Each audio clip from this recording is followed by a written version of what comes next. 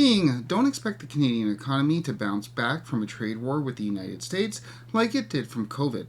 This was the message coming from Bank of Canada Governor Tiff Macklem at a speech given on Friday. And while I had made a similar point a few weeks ago, noting that some of the usual suspects like TD, and when I say TD, I do mean suspects. No, but I had noted that although many in the real estate industry, including TD, were making the point that the real estate market could be taking off on lower interest rates, in much the same manner as it did during the pandemic, that there was in fact a great big difference between a once-in-a-century global pandemic and a trade war with the global superpower. Really? Oh yeah, and the governor appears to be making the same warning, going over some of the differences between now and COVID. I'm thinking of a COVID-type response here. It's a different shock.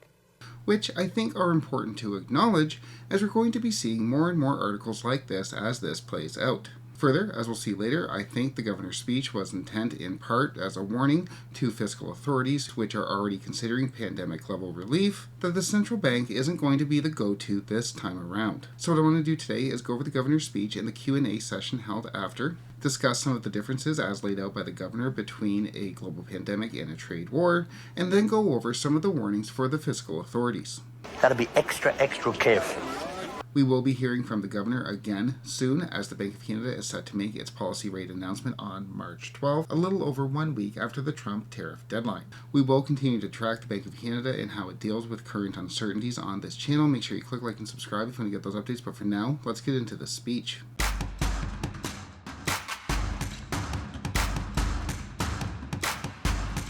Onto the speech. As mentioned, the real thrust of the governor's speech was to stress to onlookers the big differences between a global pandemic, a pandemic shutdown, and a trade war. In the pandemic, we had a steep recession followed by a rapid recovery as the economy reopened.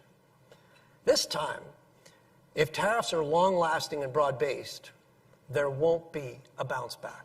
And yeah, I think that's one of the biggest differences between the upcoming recession and the one that we saw during the pandemic. During the pandemic, unemployment spiked to 14.2 and then within 6 months was down to 8.6. That quick of a turnaround certainly isn't normal for a recession. That's not what happened during the past 3 recessions. As we can see in the 80s, 90s, and post-GFC, the unemployment rate spiked and then took some time to slowly come back down. And that's not even to mention that in every other recession, we could depend on trade with the United States to pull us out of it.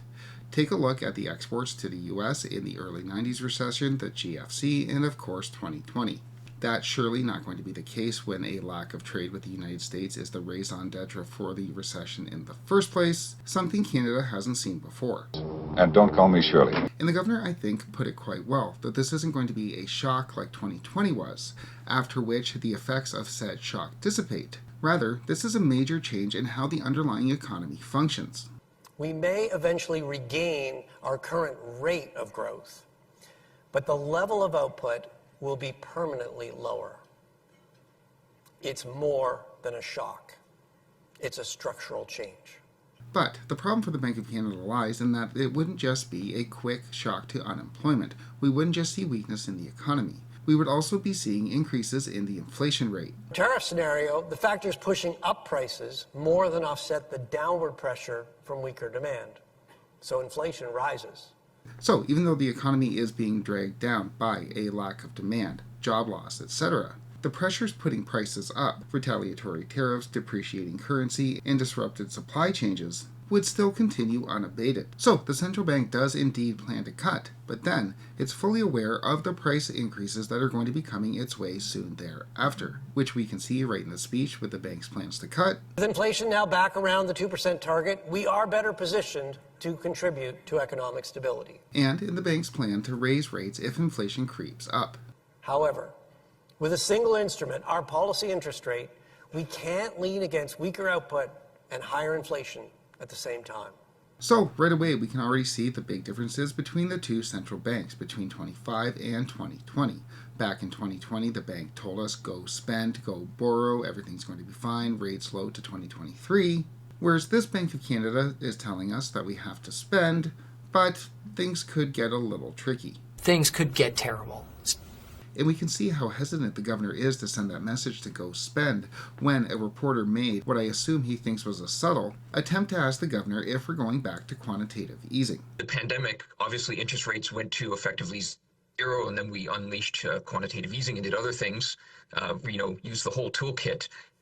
Can you clarify, you said, of course, there's inflation tension on the other side of this one, but where's the boundary here in terms of how far we went in the slump related to COVID and how far we might go in a downturn related to trade?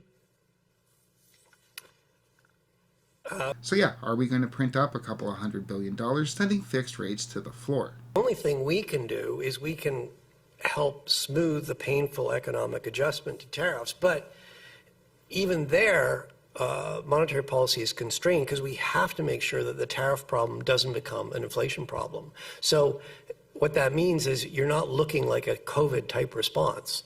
We're going to have to proceed quite carefully. We're going to have to balance yes, there will be downward pressures on inflation from the weakness in the economy, but there's going to be also upward pressures from higher import costs, a weaker Canadian dollar, inevitable supply chain disruptions. That'll all increase cost, and that'll put upward pressure on inflation. So we're not. I mean, what I was really trying to convey in my remarks today is we're not thinking of a COVID type response here.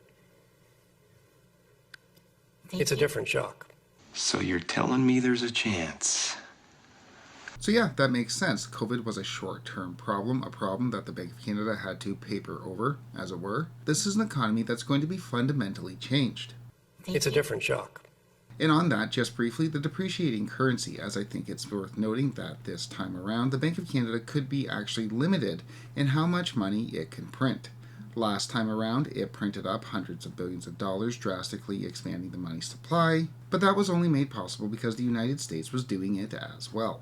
And although we don't have anything to compare, as Canada has never done quantitative easing when the United States hasn't, when the US first did QE in 2020, it did see its currency depreciate.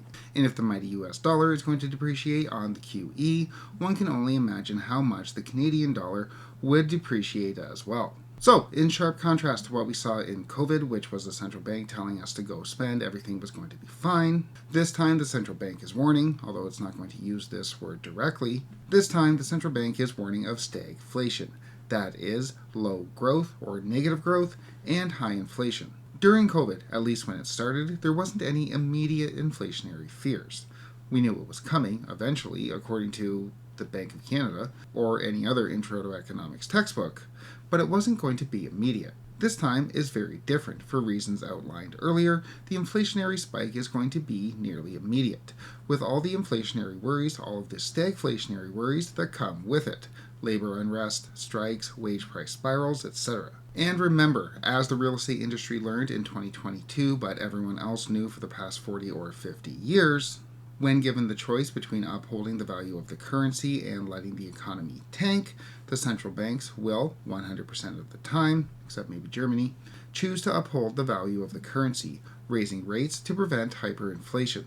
Yet, with all of that said, despite all of these warnings coming from the central bank, it's not clear for whom those warnings were meant. I got Mo, I got Larry, and I got Curly. Yeah, back during the pandemic, the Bank of Canada used forward guidance telling us that rates were going to be low to 2023 as a means of reassuring the population that everything was going to be fine, go out, borrow, spend, get us through this pandemic. Yet, this time around, it is warning about inflationary pressures, which is going to make its job even more difficult if it wants to get Canadians to spend our way out of this recession. But there has to be a reasoning for this messaging, and I think it's very much directed at the federal government. It's very much directed at the fiscal authorities, which are already discussing the extent to which they're going to provide pandemic-level fiscal support. I think the central bank is warning these authorities that they don't have carte blanche to run up the debt in the same manner in which they did the last time around, when the bank bought up all those government bonds, allowing the government to borrow at rock-bottom interest rates. If, say, we do get this trade war, if we do get those 25% tariffs in a little over a week's time, is the central bank going to be continuing to send the message that inflation very well could be right around the corner? That's really not going to induce Canadians to borrow and spend, put a new renovation on that line of credit, etc., etc. In fact, given what we saw the last time the Bank of Canada saw this, I think they're going to have an even more difficult time this time around getting Canadians to borrow and spend at will.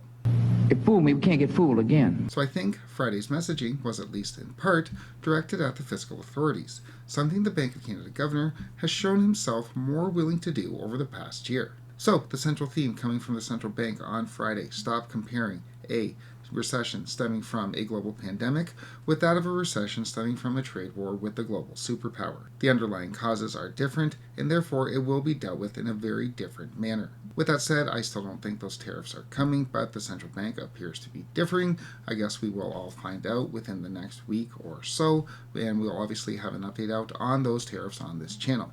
Make sure you click like and subscribe if you want to get those updates, but for now, thanks so much for watching.